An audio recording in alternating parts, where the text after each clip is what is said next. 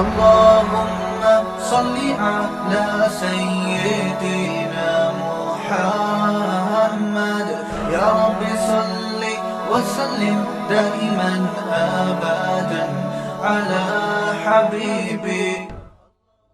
آج کل لوگ پاگل ہو رہے ہیں نا ٹینشن سے، میرا گھر نہیں ہے، میرا یہ نہیں ہے، میرا وہ نہیں ہے. تو میرے بھائی دولت کا مقصد تو سکون ہوتا ہے. اگر یہی سکون دولت آپ سے چھین رہی ہے ایسی دولت کا کیا فائدہ. سکون سب سے بڑی نعمت ہے، اللہ کی تقدیر. یہ جو نفسیاتی ڈاکٹر ڈپریشن کا علاج کرتے ہیں نا، خدا کی قسم ان کے پاس ڈپریشن کا علاج نہیں ہے. ڈپریشن کا اور اسٹریس کا علاج صرف اور صرف قرآن کے پاس ہے، صرف اور صرف. تبھی میں نے نفسیاتی ڈاکٹر بھی خوش نہیں دیکھے، وہ بھی پاگل ہوتے ہیں. ان کو یہ ہوتا ہے مریض ہی نہیں آ رہا ہمارے پاس، اسی میں ڈپریشن کے جو ہے نا مریض بن جاتے ہیں. یار کوئی بندہ ہی نہیں آ رہا، اتنی تھوڑی فیس دی ہے اس نے، وہ اپنا علاج نہیں کر سکتا، تمہارا کہاں سے کرے گا. جب وہمی کا فون آتا ہے وہمیوں کا، تو میں ان کو مسائل کا جواب نہیں دیتا، کیونکہ وہمیوں کی باتیں سننے سے مجھے ڈر ہوتا ہے کہ میں بھی کہیں وہمی نہ ہو جاؤں. حضرت وہ وضو نہیں ہو رہا، حضرت وہ طلاق کا لفظ تو نہیں نکل گیا میرے دماغ میں، اور میں سوچتا رہتا ہوں. تو مجھے یہ ہوتا ہے کہ میرے بھی دماغ میں بھی یہ بات نہ بیٹھ جائے. میں کہتا ہوں بھائی جلدی سے بھاگ جائے یار، یہاں سے بند کر یار، کسی ڈاکٹر کو دکھا جا کے. بیمار کرو ڈاکٹروں کرو نا، ہم جو نارمل لوگ ہیں ہمارا ہنسی خوشی زندگی گزارنے، ہمیں کیوں پریشان کر رہے ہو بھائی. تو کہاں سے کہاں بات چلی جاتی ہے. کیا بات کر رہا تھا میں، کیا بات کر رہا تھا. ہاں میں یہ بتا رہا تھا کہ دیکھو ڈپریشن کا جو اصل علاج ہے نا وہ ہے تقدیر پر رضا. سب سے بہترین علاج یہ ہے کہ اللہ کا جو معاملہ میرے ساتھ ہے میں اس پر راضی ہوں. وہ مجھے اگر غریب رکھنا چاہتا ہے میں غربت میں خوش ہوں، وہ اگر مجھے 1000 گز کا بنگلہ دینا چاہتا ہے تو میں اس میں خوش ہوں. حضرت حسن رضی اللہ تعالی عنہ بہت زیادہ دولت مند تھے، اور حضرت حسن کے جو نانا تھے محمد صلی اللہ علیہ وسلم وہ بہت زیادہ مسکین تھے. تو کسی نے حضرت حسن سے کہا کہ آپ کے پاس تو بڑی دولت ہے اور آپ کے نانا اور آپ کے والد کے پاس تو تھی نہیں. تو انہوں نے کہا بھائی اللہ اگر مجھے اس میں رکھنا چاہتا ہے تو میں اس میں خوش ہوں. آئی بس سمجھ میں بھائی، جس حال میں اللہ نے رکھا ہے بس ٹھیک ہے بھائی، تو پریشان ہونے کی چندہ ضرورت نہیں ہے. اللہ آپ کو ڈیفینس میں گھر دلا رہا ہے وہاں رہ لو. اللہ آپ کو چاہ رہا ہے کہ آپ اورنگی ٹاؤن میں رہو تو وہاں رہ لو. اللہ چاہ رہا ہے کہ آپ گرو مندر میں رہو تو وہاں رہ لو. اللہ چاہ رہا ہے کہ مچھر کالونی میں لیاری ندی کے قریب رہو. اب آپ استطاعت نہیں ہے تو مجبوراً وہاں لے لو بھائی. مچھر وچھر کا کوئی کر لو، جالیاں والیاں لگا لو، اسپرے کر لو تاکہ بیمار نہ ہو. ٹھیک ہے نا، انجوائے کرو بس بھائی اسی میں. چرسی دیکھو کیسے انجوائے کرتے ہیں. چرسیوں کے کپڑے دیکھیں آپ نے، پائپ کے نیچے اب تو ملتے نہیں، ہیروئن چی چرسی نہیں ہیروئن چی، یہ جو پائپ ہوتے ہیں نا برساتی نالے کے پائپ، اس کے اندر چرسی بیٹھتے تھے، اب نہیں ہوتے. پتہ نہیں سنا ہے خود کش حملوں میں ان کو مروایا ہے لوگوں نے. تو کسی بھی چرسی کو دے دیا یہ بیگ فلاں مسجد میں رکھ کے آ جاؤ. دہشت گردوں نے ان کو بڑا استعمال کیا ہے. اور تو ایک پڑیا پکڑا دی، پڑیا ملے گی، وہ بیچارہ پڑیا کے چکر میں خود بھی پھٹ گیا. یہ دہشت گردوں نے سنا ہے میں نے واللہ عالم کہ ہیروئنچیوں کو بہت استعمال کیا. تو ہیروئنچی جو تھے ہم جب بچپن میں دیکھتے تھے وہ برساتی نالوں کے اندر بیٹھے ہوتے تھے، برساتی نالوں کے اندر ہیروئنچی بیٹھے ہوتے تھے، اور منہ میں بھی ان کے پائپ ہوتا تھا. تو اس زمانے میں بچپن میں ایک ڈرامہ آیا تھا، میں نے توبہ کی بھی ہے، پرانی باتیں کبھی کبھی بتا دیتا ہوں. اس میں ایک ہیروئنچی کو گانا گاتے ہوئے دکھایا کہ وہ مست ہے، ہیروئن میں پی ہوئی ہے، اس نے پائپ کے اندر بیٹھا ہوا ہے اور اس کے منہ میں بھی پائپ ہے جس میں چرس ہے. تو کہہ رہا ہے میں پائپ کے منہ میں ہوں، میرے منہ میں پائپ ہے. ٹھیک ہے، اسی کو انجوائے کر رہا ہے وہ. کہہ رہے یہ نعمت کس کے پاس ہوگی کہ پائپ کے منہ میں بھی ہو اور پائپ بھی اس کے منہ میں ہو. بھائی ایک ہی وقت میں ایک چیز منہ میں ہو سکتی ہے نا، یا تو آپ اس کے منہ میں ہو یا وہ آپ کے منہ میں. لیکن کہہ رہے ہمارے ساتھ اللہ کی قدرت عجیب ہے، میں پائپ کے اندر بیٹھا ہوں اور پائپ میرے اندر گھسا ہوا ہے. تو ایک ہیروئنچی سے کسی نے پوچھا، وہ بھی مست ایسے پڑا ہوا ہے نا خوش. تو اس ہیروئنچی سے کسی نے پوچھا کہ ہم نے سنا ہے کہ تم لوگ اتنے خوش ہوتے ہو پی کے کہ تم سمجھتے ہو کہ ہم چاند پہ پہنچ گئے ہیں.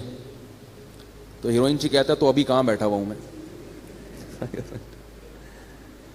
تو ہمارے حضرت فرمایا کرتے تھے جیسے یہ لوگ نشے میں دیوانے ہو جاتے ہیں اور سارے غم بھلا دیتے ہیں، تو مسلمان کو چاہیے کہ وہ اللہ کی محبت میں اسی طرح دیوانہ ہو جائے اور سارے غموں کو بھلا دے. بولے بھائی میرا مقصود، میرا مطلوب، میرا محبوب، میرا معبود صرف اللہ کی ذات ہے، مجھے جنت مطلوب ہے، یہاں مجھے 1000 گز کا بنگلہ نہ ملا، جھونپڑی میں گزارا کر لوں گا، جنت کے محلات مجھے ہر قیمت پہ چاہیے. یہاں مجھے کالی کلوٹی مل گئی. ایک بندہ آیا، میں میری بیوی بہت ہی بدصورت ہے، میں کیا کروں، پھنس گیا ہوں میں نے کہا صبر کرو، تم کون سا اتنے حسین ہو. ہمارے جو ہے نا ایک جامعہ میں ایک لڑکا تھا، اس کی شادی ہوئی تو ہمارے استاذ کے پاس آیا. اب اس کو شرم بھی آ رہی تھی کیونکہ استاذ تھے بڑے پیر و مرشد. تو وہ استاذ ہمیں واقعہ سنا رہے تھے، کہہ رہے میرے پاس آیا اور بڑا شرما رہا ہے، بڑا میں حضرت میں بڑا پریشان ہوں، میں یہ وہ بہت مشکل نا. مجھے بتاؤ کیا بات ہے. اس نے کہا میری شادی ہوئی ہے، میں نے بغیر دیکھے کی اور مجھے بیوی پسند نہیں آ رہی، شکل بالکل بھی اچھی نہیں ہے. تو کہتے ہیں میں نے اس سے کہا کہ کبھی اپنی شکل دیکھی ہے آئینے میں؟ ٹھیک ہے نا. تو کہتے اس نے کہا ہاں میں نے دیکھی ہے. کہہ رہے ہیں اب اس نیت سے دیکھو کہ میں کیسا ہوں. ایک تو ویسے ہی دیکھتا ہے نا انسان بال سیٹ کرنے کے لیے یا کچھ منہ پہ کچھ لگا ہوا تو نہیں. اس نیت سے دیکھو کہ کیا میں بھی ان لوگوں میں شمار ہوتا ہوں جس کو کوئی خوبصورت ملے. اس نیت سے اب جا کے دیکھو، اپنے نئے نقش نا، پوری ناک کا سائز وائز سب چیزیں چیک کرنا، جا کے کلر ولر بھی دیکھنا اچھی طرح سے. تو وہ کہتے ہیں کہ وہ اس نے دیکھا اور آ کے کہا الحمدللہ میں مطمئن ہو گیا ہوں. ٹھیک ہے نا، کہ اس ڈیزائن میں مجھے یہ بھی غنیمت ملی. تو ڈپریشن، پریشان، یہ ناشکری ناشکری ناشکری، ہر وقت کیا ہے؟ ناشکری. اتنی ناشکری ہے اس سے کیا ہو جاتے ہیں؟ ڈپریشن کے مریض بن جاتے ہیں. اگر خوش رہو گے بھائی، یہاں جیسی تیسی مل گئی، جنت میں کیا مل جائے گی؟ اگر صبر شکر سے زندگی گزاری تو جنت میں کیا ملے گا؟ حور ملے گی. جنت دنیا میں جو کچھ ملتا ہے نا ہم کو اور آپ کو، وہ اس میں ہماری محنت کا دخل نہیں ہوتا، اس میں تقدیر کا دخل زیادہ ہوتا ہے. کیسے کیسے بدصورت لوگ ہیں، بہت خوبصورت عورتیں مل جاتی ہیں، کیسی کیسی بدصورت عورتیں ہیں، بہت خوبصورت شوہر مل جاتے ہیں. با اخلاق لوگوں کو بد اخلاق بیوی مل جاتی ہے، بد اخلاق کو با اخلاق. تو ایسے سارا سیٹ اپ چل رہا ہے. اور جنت کیا ہے؟ وہ تو اللہ نے نیک لوگوں کے لیے بنائی ہے. وہ تو ان کو تو اللہ نے اسپیشل حسن دیا ہے جنت کی حوروں کو. فرمایا مقصورات فی الخیام، خیموں میں بند کر دیا، تمہارے لیے بنایا گیا ان کو. تو گزارا چلاؤ بھائی، گزارا چلاؤ. سمجھ رہے ہو؟ زیادہ پریشان ہونے کی ضرورت نہیں ہے. ویسے بھی بڑھاپے میں سب چیزیں ختم. بڈھی ہو جائے گی پھر دیکھنا اس کو کون حسین. بڑھاپے میں نہ خود حسین رہو گے نہ وہ حسین رہے گی، سب حساب. تو تھوڑے دن کی بات ہے، تو صبر کر لو. کیا خیال ہے بھائی؟ یا پھر وہ کام کرو جو میں بولتا رہتا ہوں، گناہ کی طرف مت جاؤ، گناہ کی طرف مت جاؤ، اس کی ٹھکائی لگے گی. گناہ کی طرف جاؤ گے تو کیا ہوگا؟ حساب و کتاب دینا پڑے گا اس کو. تو اللہ تعالیٰ نے مسلمان کو ٹینشن فری بنایا ہے. مسلمان کو غم ہوتا ہے تو صرف کون سا غم؟ کہ یار جنت میں پہنچنا ہے میں نے، اللہ راضی ہو جائے. پھر اس حال میں اللہ اگر آپ کو پیسہ بھی دے دے، آپ کوشش کریں، ہاتھ پہ ہاتھ رکھ کے بیٹھ جانا یہ دین ہمیں نہیں سکھاتا. دنیا میں کامیاب ہونے کی بھی کوشش کریں. کوشش میں کامیابی ہو جائے تو بھی ٹھیک ہے، کامیابی نہیں ہو تو بھی ٹھیک ہے، بس خوش رہے انسان اس پہ. تو اب وہ قوم، اب یہ گھروں کا میں اس لیے کہتا ہوں کہ نبی صلی اللہ علیہ وسلم نے فرمایا بدترین چیز جس پہ انسان کا پیسہ خرچ ہو وہ تعمیر ہے. صحیح حدیث ہے بالکل. آپ کے پاس اگر بہت سارا پیسہ ہے نا تو سب سے پہلے کیا کریں آپ؟ اچھی خوراک کا انتظام کریں. پیٹ میں اچھی چیز اترنی چاہیے. جیم، جیلی اور یہ ساری چیزیں چھوڑ دیں، شہد کھایا کریں. ڈالڈا گھر سے نکال دیں. جب اللہ نے آپ کو مالی وسعت دے دی، زیتون اور دیسی گھی لا کے ڈبے رکھ دیں گھر میں. بیگم جو پکے گا گھی میں پکے گا، 10 انگلیاں گھی میں اور سر کڑھائی میں. ٹھیک ہے نا؟ اب گھی پکے گا ہمارے. بادام کھائیں. ہمارے حضرت کو اللہ نے غربت میں رکھا تو حضرت کے پاس پیسے ہی نہیں ہوتے تھے کچھ کھانے کے. تو وہ 60 سال حضرت نے غربت میں خوشی میں گزارے.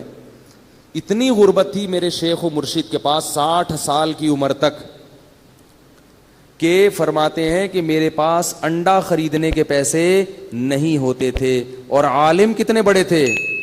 دارالعلوم کورنگی کے شیخ الحدیث تھے، سب سے بڑا مرتبہ. کتنا بڑا ادارہ ہے نا دارالعلوم کرنگی.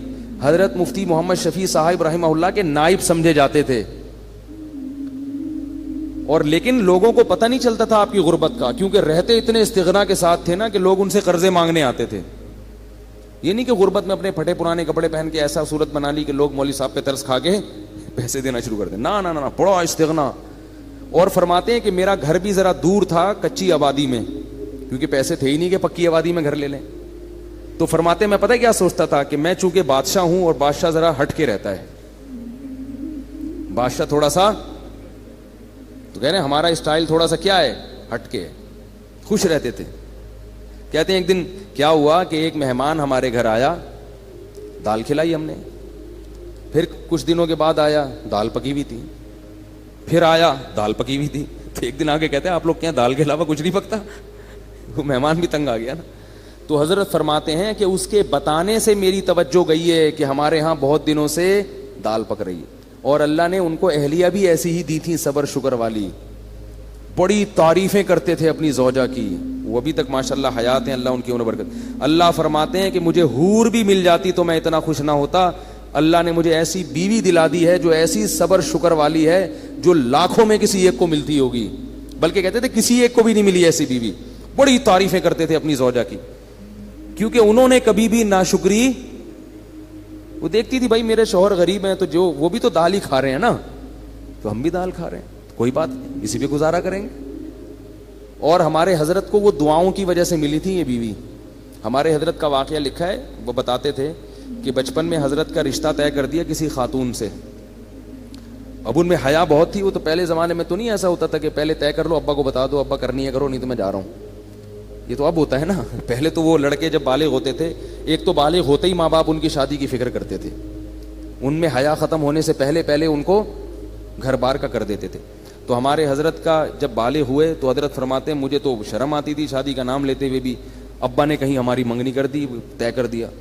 اب ابا کو کیسے کہیں ابا یہ پتہ نہیں, یہ ہمارے حضرت تو دیندار تھے بچپن سے, والد صاحب بھی ان کے فرماتے ہیں مجھے بہت دیندار چاہیے تھی, صبر شکر والی. تو کہتے ہیں کہ میں نکل گیا کھیتوں میں جا کے چپکے سے سجدے میں گر کے میں نے اللہ سے دعا مانگی, رویا اللہ کے سامنے, اے اللہ اگر تیرے علم میں یہ میرے لیے بہتر نہیں ہے تو یہ رشتہ کسی طرح سے توڑوا دے.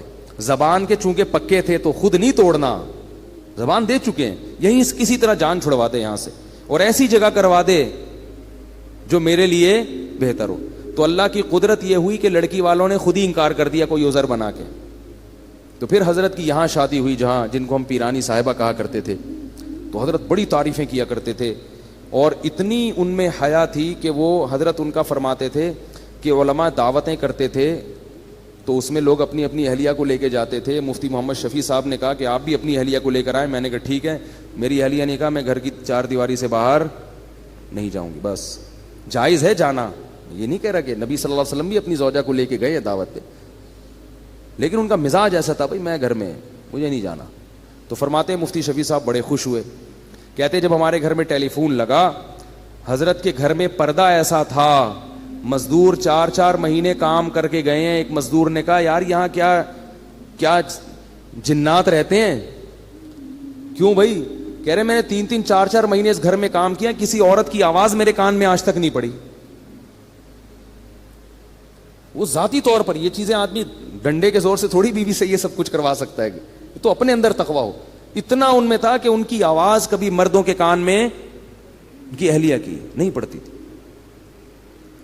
تو حضرت فرماتے میں نے جب ٹیلی فون لا کے رکھا گھر میں, ضرورت تھی فون لگوایا, تو میں نے یہ کیا کہ بھائی دیکھو جس عورت میں یہ تقویٰ نہیں ہے نا تو اس کو برا مت سمجھو. جہاں شریعت نے گنجائش دی ہے وہاں گنجائش دی ہے. عورت مرد سے ضرورت کی بات بھی کر سکتی ہے, ضرورت کے وقت گھر سے باہر بھی نکل سکتی ہے, یہ تو اوپر لیول کا ہے نا. وہ یہ تو اپنے زبردستی نہیں کر سکتے اس چیز میں. آپ عورت اگر خود اپنی مرضی سے ایسا کرنا چاہے تو ٹھیک ہے, وہ زیادہ اچھی بات ہے, لیکن آپ زبردستی نہیں کر سکتے ان چیزوں پہ.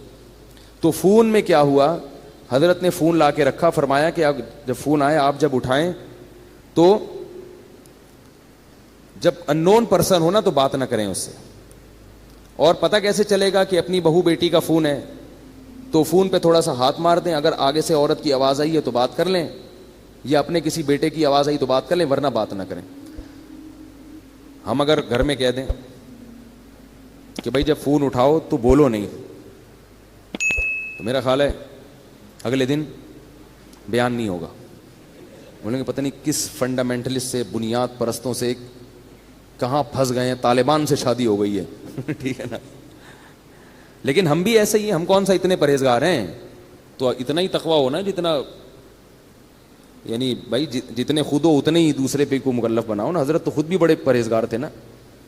تو حضرت فرماتے ہیں میں نے کہا اپنی اہلیہ سے کہ یوں کرنا, تو انہوں نے کہا میں نے فون کے قریب ہی نہیں جانا, میں نے فون اٹھانا ہی نہیں ہے, مجھے اس سے ویسے ہی کیا ہے, الرجی. یہ مردوں کا کام ہے فون سننا. فون جس نے بیٹے بیٹی کا فون آئے گا تو آپ سن لو, پر مجھے بتا دیا کرو تو میں بات کر لوں گی, ورنہ میں اس طرف نہیں جاتی. تو بڑی اللہ نے صبر شکر والی زندگی دی تھی ان کو. تو حضرت فرماتے ہیں اسی غربت کی ایام میں ایک انڈے والا آیا, ٹھیک ہے نا, انڈے بیچ رہا تھا. تو وہ ابلے ہوئے انڈے نا, تو وہ کہتے ہیں ہمارے گھر آیا, بولے مولوی صاحب کتنے انڈے لیا کرو گے آپ مجھ سے, بھئی آپ کے گھر کے اتنے افراد ہیں, میاں بیوی ہیں, بچے بھی ہیں. تو اس کا خیال تھا کہ 4-6 انڈے تو لے لیا کریں گے. حضرت فرماتے ہیں میں نے کہا نہیں, ہمارے یہاں پہلے سے کوئی انتظام ہے, ایسا کر دیا. حالانکہ فرماتے ہیں کہ اصل بات یہ تھی میرے پاس انڈا خریدنے کے پیسے, بولو بھائی, نہیں تھے. لیکن اس کے سامنے اپنی غربت نہیں بتانی, میرے پاس تو پیسے ہی نہیں ہیں. وہ کہے چلو زکوٰۃ والے انڈے پھر میں آپ کو دے دیا کروں گا. بات یہ ہے کہ غربت بھی ہو مگر ایسا اس پہ استغنا, اور چہرے پہ ایسی بشاشت اور ایسا استغنا ظاہر کرنا ہے کہ ہم سے بڑا سیٹ دنیا میں کوئی ہے ہی نہیں. اور حضرت فرماتے ہیں کہ یہ صرف زبان سے نہیں کہتا تھا, دل میں بھی سمجھتا تھا, دل میں بھی سمجھتا تھا کہ اللہ نے مجھے بہت دیا ہے. صرف اوپر اوپر سے نہیں کہ لوگوں کو بیوقوف بنانے کے لیے, دل میں بھی یہی تھا, بہت دیا ہے بھائی. فرماتے تھے کہ میں 2 وقت کی روٹی کھا رہا ہوں بھائی, اور کیا چاہیے, خالی روٹی بھی کافی ہے, تو اللہ نے مجھے دال بھی دی ہے. اس پہ سوچ سوچ کے خوش ہوتے تھے کہ دال بھی دی اللہ نے مجھے, واہ واہ سبحان اللہ, اتنا خوش ہوتے تھے اس پہ, دال بھی ہے. اور اپنے شیخ کی زیارت کے لیے لاہور جایا کرتے تھے. پورے سال تنخواہ سے پیسے جمع کر کر کے ٹرین کا ٹکٹ ہوتا تھا, پورے سال کی تنخواہ سے کاٹ کاٹ کے ایک دفعہ کا چکر لگتا تھا. یہ حالت تھی. اور پھر کیا ہوا ہے کہ پودوں کا بڑے مزاج ان کے, غربت تھی مگر مزاج شاہانہ تھا. گرینری کا بڑا شوق تھا, پھول لگانے کا, پودے لگانے کا, خوشبوؤں کے استعمال کا. تو پودے لگانے کے لیے نا ان کے پاس وہ نہیں تھا, شاور نہیں ہوتا وہ پانی دینے کے لیے, اس میں پتہ نہیں کیا ٹیکنیکل چیز کر کے ایک شاور بنایا تھا حضرت نے, تھا بڑی صفائی ستھرائی. تو کیا ہوا کہ حضرت کی اہلیہ بیمار ہو گئی. اب میں اہلیہ کا بتاؤں کیسا توکل تھا. اہلیہ بیمار ہو گئیں, ڈاکٹر کے پاس گئے تو ڈاکٹر نے کہا کہ ان کے جسم میں وٹامنس کی کمی ہے. پھل فروٹ کھانے کو, پھل فروٹ تو ملتے ہی نہیں تھے حضرت کو, غربت میں کہاں پھل کھا سکتے ہیں. تو بتایا کہ ان کو آپ پھل فروٹ کھلائیں. کیا کھلائیں؟ یہ میں صرف اپنے شیخ کے واقعات نہیں سنا رہا, مقصد یہ ہے کہ ایسی زندگی گزرے گی تو صحت بھی ملے گی, بغیر سیب کے آئرن آئے گا آپ کے جسم میں. اور ٹینشن والی زندگی گزارو گے نا, سیب کے جوس بھر بھر کے پی لو پھر بھی آئرن کی کمی ختم نہیں ہوگی آپ. وہ فرماتے ہیں میں لے گیا ڈاکٹر کے پاس, ڈاکٹر نے کہا ان کو سیب کھلائیں, آم کھلائیں, یہ کھلائیں, وہ کھلائیں. فرمایا پیسے ہی نہیں تھے ٹھیک ہے سیب کھلانے کے. تو حضرت فرماتے ہیں میں نے سوچا کہ بھائی ڈاکٹر کو اللہ نے جو علم دیا ہے نا وہ اس حساب سے صحیح بات کر رہا ہے, لیکن اگر میری بیوی کو سیب کی ضرورت ہوتی تو اللہ مجھے سیب کے پیسے دیتے. جب نہیں ہے تو اس کا مطلب اللہ ویسے ہی آئرن کی کمی انشاءاللہ پوری کر دے گا, اور اللہ ان کو ویسے ہی ٹھیک کر دے گا. بیوی بھی کیونکہ توکل والی. پھر وہی مثال اپنی اور آپ کی مثالیں آتی ہیں ذہن میں. ہم ہوتے کتنے تانے سننے کو ملتے ہیں بھائی, اب کہیں سے لے کر آؤ, سیب لاؤ, چوری کا ہو کہیں سے وہ لے کر آؤ. میں تو کہہ رہی تھی کھانے کو نہیں ہے, دال کھائیں گے تو یہ تو یہی ہوگا نا, روٹی کھا کھا کے, تو آئرن کہاں سے پیدا ہوگا. ڈاکٹر سارے کہتے ہیں سیب کھانا ضروری ہے, اور یہ کھانا ضروری ہے, اور وٹامن کی گولیاں کھانا, جائیدادیں کھانا بھی ضروری ہے. کیا کیا کھا گئے ہیں مگر پھر بھی کمی پوری نہیں ہو رہی, پھر بھی بیمار ہیں. وقت سے پہلے بال سفید ہو رہے ہیں, 20-20, 25-25 سال کے لڑکوں کے بال سفید ہو رہے ہیں, گر رہے ہیں. عجیب حالت ہے یار, 30 سال کا بندہ 50 سال کا لگ رہا ہے آج دیکھنے. سب کچھ کھا کے بھی یہ حال ہے, توکل نہیں ہے, اللہ پہ اعتماد نہیں ہے. تو حضرت فرماتے ہم آ گئے, ہم نے کہا بھائی ہمارے پاس تو نہیں ہے, بس اس اللہ ویسے ہی پوری کر دے گا. اللہ نے کر دی. وہ ماشاءاللہ اب تک زندہ ہیں, 90 سال تو میرا خیال ہے ان کی عمر ان کی اہلیہ کی ہو گئی, جن میں وٹامن کی کمی تھی, ٹھیک ہے نا. 90 سال سے زیادہ ان کی عمر ہو گئی ہے ماشاءاللہ, اور ہوش و حواس میں اللہ ان کی عمر میں اور زیادہ برکت دے. حضرت کا انتقال ہو گیا, وہ پھر بھی زندہ ہے. تو پھر اللہ نے 60 سال کی عمر کے بعد حضرت کو کیا دیا؟ حضرت کی زمینیں تھیں وہ بکی ہیں اور کچھ وراثت ملی, بہت اللہ نے پیسہ دیا. پھر اتنی دولت آئی حضرت کے پاس, پھر حضرت نے اسٹائل اپنا چینج کر دیا. جو میں بتانا چاہ رہا ہوں کہ بھئی جب تک نہیں ہے تو دال روٹی کھاؤ, جب ہے تو پھر اسی حساب سے کھاؤ جب اللہ دے رہا ہے. پھر جو نوٹ آتے تھے حضرت کے پاس, دولت کی محبت پھر بھی نہیں تھی,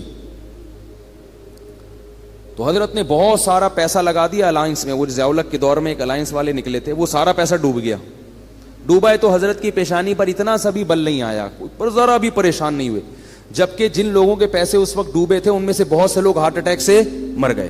تو حضرت نے ان کا نام رکھا شہدائے الائنس, شہدائے الائنس. یہ الائنس والوں کو, اور حضرت فرماتے تھے کتنی گھٹیا موت ہے, پیسے چھن گئے تو مر گئے, کیا دکھاؤ گے منہ اللہ کو؟ اللہ کہے گا کھانے کو روٹی تو مل رہی تھی, سر چھپانے کی جگہ تو تھی. تو حضرت کا بہت سارا پیسہ ڈوب گیا, مگر حضرت پر ایسے ذرہ برابر بھی پیشانی پہ لکیر نہیں آئی. کیوں؟ وہ کہتے تھے یار رہنے کے لیے گھر تو ہے نا, اور کھانے کے لیے روٹی تو مل رہی ہے, تو وہ تو ویسے ہی مسافر خانہ ہے, ساتھ تھوڑی لے کے جانا ہے, ٹھیک ہے نا, ایسے ہی خوش ہے. جو حضرت کے ساتھ اس وقت تھے نا, وہ کہتے ہیں کہ ہم نے اتنا زیادہ کسی میں حوصلہ نہیں دیکھا, اتنی بڑی رقم ڈوب گئی ہو اور بڑے آرام سے بیٹھے ہوئے ہوں, بڑے آرام سے, کچھ ہو ہی نہیں رہا. حضرت گھر کو گھر کہتے ہی نہیں تھے, مسافر خانہ کہتے تھے. جب سعودی عرب سے آئے ہیں عمرہ کر کے, تو وہ گھر پہنچ گئے اپنے, تو جو میزبان تھے نا سعودیہ میں, انہوں نے حضرت کو فون کیا کہ آپ گھر پہنچ گئے ہیں؟ انہوں نے کہا میں مسافر خانے میں بیٹھا ہوں ناظم آباد کے. پھر 2 دن بعد فون کیا, حضرت گھر پہنچ گئے؟ انہوں نے کہا ابھی بھی ناظم آباد کے مسافر خانے میں ہوں. اس نے کہا آپ مسافر خانے میں کیا کر رہے ہیں, گھر کیوں نہیں جا رہے؟ انہوں نے کہا بھائی یہ مسافر خانہ ہی ہے, گھر ور نہیں ہوتا مسلمان کا. اور واقعی اب دیکھو نا, حضرت کا جنازہ اٹھ گیا نا, قبر میں چلے گئے, ثابت ہو گیا نا کہ واقعی وہ کیا تھا, مسافر خانہ تھا, ثابت ہو گیا. تو ہم لوگ ہیں بیوقوف جو گھر کو گھر سمجھتے ہیں. تو کیا تھا کہ حضرت کو جب اللہ نے دولت دی تو نوٹوں کی گڈیاں رکھی ہوتی تھی اتنی بڑی بڑی, اس میں سے حضرت اپنی ضرورت کے پیسے رکھتے تھے, باقی سارے فی سبیل اللہ صدقہ. اس میں سے گیس کا بل نکالیں گے, جو ضرورت کی چیز خریدنی ہے. گاڑی خریدی حضرت نے, گاڑی کیسی خریدی؟ اب دیکھو پیسہ آتا ہے تو لوگ اپنے اوپر خرچ نہیں کرتے, یہ بھی کنجوسی ہے. وہ بحریہ ٹاؤن میں پلاٹ لے لو, بس پلاٹ لے لو, بس پلاٹ لے لو. ابے بھائی خرچ کرو اللہ کے بندو. حضرت نے ایک فلیٹ بھی خریدا, وہ اس لیے خریدا کہ میں آج مر جاؤں گا تو یہ مدرسے کا گھر ہے, میری زوجہ کہاں رہیں گی, اس نیت سے خریدا کہ میرے مرنے کے بعد میری زوجہ کے لیے انتظام, بولو نا بھائی, ہونا چاہیے. اور بچے کی سب کی شادیاں ہو گئی تھی, وہ الگ ہو گئے تھے, الگ رہتے تھے, تو ان کا تو انتظام ہو گیا. بس ایک زوجہ میں اگر مر گیا تو ان کا کیا بنے گا, یہ تو مدرسے کا گھر ہے, ٹھیک ہے نا. تو یہ مدرسہ یہاں رہتا ہے نہیں رہتا, تو بھائی ان کے لیے فلیٹ خرید لیا. وہ بھی جب اللہ نے بس وہ فلیٹ گئے نہیں, اس میں گئے نہیں. اس کے علاوہ باقی پیسوں کا کیا کرنا ہے؟ اب کیا پلاٹ خریدنا, کیا گھر خریدنا, گاڑی خریدو. سب سے پہلے خوراک, حضرت نے سب سے پہلے پیسہ کہاں خرچ کیا؟ خوراک. بھائی خوراک, اب پہلے تو اللہ چلا رہا تھا بغیر خوراک کے, پیسے نہیں تھے. اب اللہ کہے گا اب ہے تو اب تو سیب کھاؤ نا, آئرن کی کمی, ورنہ آئرن کی کمی ہوگی. دولت مند آدمی اگر سیب نہیں کھاتا اس میں آئرن کی کمی ہوتی ہے. غریب آدمی کچھ بھی نہ کھائے پھر بھی فٹ رہتا ہے, کیونکہ اللہ نے اس کو دیا ہی نہیں کچھ, تو اللہ کہتے ہیں اسی میں پوری کر دوں گا میں. شیر کو آئرن کی کمی کے لیے سیب کھانا پڑتا ہے بھائی. شیر میں وٹامن سی کی کمی کہاں سے پوری ہوتی ہے؟ وہ صرف گوشت کھاتا ہے, اور اسی گوشت میں وٹامن اے بھی ہے, ڈی بھی ہے, سی بھی ہے, سب کچھ ہے اس میں. تو اللہ ہر چیز سے ہر چیز پوری کر سکتے ہیں. ہم خالی گوشت کھانا شروع کر دیں تو مر جائیں گے تھوڑے دنوں میں. تو اب کیا تھا کہ حضرت نے سب سے پہلے کس پہ توجہ دی؟ خوراک. خوراک ایسی خاندانی, اوہ ہٹو بچوں, بادام صبح, اور 1 گلاس خالص دودھ, بہترین خاندانی قسم کا سیب چھلا ہوا. چھلکے فرماتے تھے, ڈاکٹر نے ایک دفعہ حضرت کو کہا کہ چھلکوں میں طاقت زیادہ ہوتی ہے. حضرت فرمایا پھر چھلکے آپ کھایا کریں. ٹھیک ہے, مزاح بہت تھا ہمارے حضرت کی, خوش ہوتا ہے نا انسان تو مزاح بھی ہوتا ہے طبیعت میں. فرمایا پھر یہ آپ کھائیں گے وٹامن, ٹھیک ہے نا. تو اس لیے کہ چھلکے ہضم نہیں ہوتے نا, وہ وٹامن کا کیا کرنا ہے جو ہضم ہی نہ ہو. ڈاکٹر بھی تو بعض پھینکو ہوتے ہیں, بس بول دیتے ہیں, یہ نہیں دیکھتے کہ اس کا اس کا کیا نقصان بھی ہوگا, کیا فائدہ ہوگا, چھلکوں میں طاقت زیادہ ہے. اللہ کے بندے چھلکے اللہ نے جانوروں کے لیے بنائے, ان کو بھی تو کچھ کھانے دو. تو ساری چیزیں خود کھا جاؤ گے تو بکری کیا کھائے گی؟ ٹھیک ہے نا. تو اب جو ہے وہ چھلکے حضرت نے فرمایا کہ آپ کھائیں. وہ چھلا ہوا سیب کھایا کرتے تھے, میٹھا. جب سیب کا موسم ختم ہو جاتا تھا, اچھے سیب ملنا بند, تو سیب کا ناغا نہیں. حضرت کی مطالعہ بہت تھا نا, حکمت پر, ایلوپیتھک سائنس پر بھی مطالعہ تھا, اور ہومیوپیتھک پر بھی, اور حکیموں کی کتابیں بھی پڑھی ہوئی تھیں حضرت نے. تو خوراک پہ بڑی ریسرچ تھی. وہ فرماتے تھے کہ نہار منہ میٹھا سیب جس نے کھا لیا تو اللہ اس کو ڈاکٹروں سے ہمیشہ کے لیے محفوظ رکھے گا. اور واقعی حضرت کو اللہ نے ڈاکٹروں سے بچایا ہوا تھا. تو جب موسم ختم ہوتا تو پھر پوری دنیا میں تحقیق ہوتی کہاں کا سیب سب سے اچھا ہے. تو پھر ٹورنٹو سے حضرت کے لیے سیب کی پیٹیاں آیا کرتی تھیں. سیب کا ناغہ نہیں ہونا چاہیے. بادام, سیب اور بھنے ہوئے چنے یہ کھاتے تھے. اسی طرح میں جب بھی حضرت کے گھر گیا ہوں, کھانا بڑا اسٹائلش دیکھا ہے, وی آئی پی قسم کا خاندانی کھانا تھا. کھاتے بہت تھوڑا تھے مگر کھاتے بہت اچھا تھے. پگڑی بڑی مہنگی تھی. ایک دفعہ میں نے قیمت پوچھ لی تھی, وہ اس زمانے میں بڑی ہزاروں روپے کی پگڑی تھی حضرت کی. حضرت فرماتے تھے کہ سر کی پگڑی اور سر کی ٹوپی کی قیمت آپ کے جوتے سے زیادہ ہونی چاہیے. جوتا مہنگا ہے, ٹوپی کیا ہے, سستی. اس کا مطلب سر کو اتنا پروٹوکول نہیں دے رہے, پاؤں کو عزت زیادہ دے رہے ہو. حضرت کا جو سفید رنگ کا کرتا ہوا کرتا تھا وہ بہت مہنگا تھا, بہت مہنگا. اور خوشبوئیں اللہ کی پناہ, اتنی اتنی سی خوشبوئیں. اس دور میں 95 کی بات کر رہا ہوں, 50 ہزار روپے کی 95 میں وہ حضرت نے خوشبوئیں رکھی ہوئی تھیں. اور کمرہ اتنا خوبصورت ڈیکوریٹ کیا ہوا تھا, ایسے نہیں کہ وہ اس کو چھچورا پن بنا دیا, اس کو چمک چھلو بنا دیا وہ کمرے کو, لیکن اتنا خوبصورت کمرہ تھا حضرت کا کہ جب جاتے تھے تو بس دل چاہتا تھا کہ یہاں سے نہ نکلیں. اس میں عود کی خوشبو جل رہی ہوتی تھی ہر وقت. بڑا خوبصورت کمرہ تھا, جنہوں نے دیکھا ہے وہ جانتے ہیں. وہ تو باقاعدہ دیکھنے جایا کرتے تھے ہم. پھر حضرت کی کرسی, بیٹھنے کا, پھر 24 گھنٹے ایئر کنڈیشن میں رہتے تھے, 24 گھنٹے. بہت وی آئی پی زندگی گزاری. مکان نہیں بنایا, پلاٹ نہیں خریدا, کہ مر جائیں گے, اپنی ذات پہ لگاؤ. ایک بس سنا دوں گاڑی خریدنے کا واقعہ, سنا ہوا ہوگا. پھر حضرت نے سوچا کہ گاڑی ہونی چاہیے. حضرت نے کیا سوچا کہ کیا ہونا چاہیے. یہ میں آپ لوگ کو بتا رہا ہوں کہ پیسے جمع مت کرو اللہ کے بندو. یہ کوئی قصے کہانیاں نہیں سنا رہا, میں قصے کہانیاں نہیں سنا رہا. حضرت نے کہا گاڑی ہونی چاہیے. گاڑی خریدنے گئے, شو روم میں گئے, تو شو روم والے سے کہا کوئی گاڑی دکھاؤ, گاڑی. اس نے کہا یہ ہے نا گاڑی. انہوں نے کہا یہ گاڑی ہے. ٹھیک ہے, یہ کوئی گاڑی ہے, اس کو گاڑی بولتے ہیں. یہ حضرت اسی اسٹائل سے سنایا کرتے تھے, یہ گاڑی. تو انہوں نے کہا یہ کیا ہے بھائی, یہ گاڑی نہیں. تو یہ گاڑی ہے, گاڑی دکھاؤ بھائی. تو کہتا ہے مولوی صاحب آپ کی رینج کتنی ہے. اس نے کہا مولوی صاحب ہیں یہ بیچارے کیا گاڑی خریدیں گے, کوئی پرانی سی ایف ایکس لینے آئے ہوں گے, زکوٰۃ کے پیسوں سے جمع, کسی نے کوئی ہدیہ دیا ہوگا لفافے میں ڈال کے, کوئی جمع ہو گئے ہوں گے, تو وہ یہ سمجھ رہے تھے. اچھا, حضرت کے بیٹے سعودیہ چلے گئے تھے, مدینہ یونیورسٹی میں ان کی بڑی اچھی اچھی تنخواہیں تھیں, تو انہوں نے بڑی اچھی گاڑی خریدی تھی, بہت خوبصورت. حضرت فرماتے ہیں مجھے خیال آیا کہ میرے بیٹوں کے پاس اتنی مہنگی گاڑی ہے تو میں ان سے بھی زیادہ مہنگی گاڑی خریدوں گا. اور آگے ملفوظ دیکھو, فرماتے تھے اس لیے کہ پتہ یہ چلے کہ باپ میں ہوں, یہ میرا باپ نہیں ہے, کیونکہ ان کے پاس اچھی گاڑی آ گئی ہے. میرے پاس اگر پرانی ہوگی تو لوگ ان کو میرا باپ سمجھیں گے, اور مجھے کیا سمجھیں گے. یہ اسٹائل تھا بھائی, اسٹائل.